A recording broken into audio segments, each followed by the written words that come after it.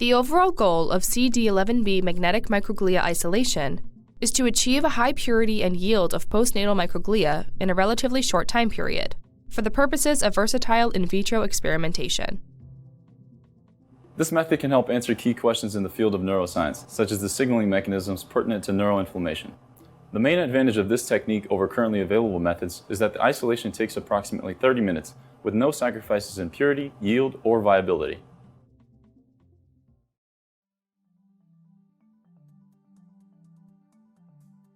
Begin by transferring freshly decapitated heads from 1 to 2-day-old mouse pups to a laminar airflow hood.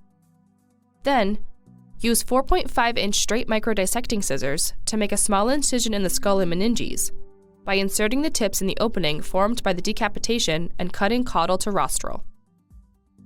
After making the incision, peel one of the hemispheres to the side. Then use a pair of curved or hooked tweezers to remove the entire brain. Transfer the brain to a 50 milliliter tube containing 2 milliliters of 0.25% trypsin EDTA, and incubate for 15 minutes in a 37 degrees Celsius water bath. Wash the brain with fresh growth medium by adding and removing the medium. After completion of the washes, add 2 milliliters of growth medium per brain and homogenize by triturating the brain.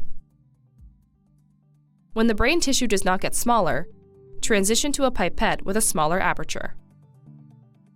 At the end of the trituration, when the suspension is clear with no visible chunks, pass the suspension through a 70-micron cell strainer to create a single-cell culture.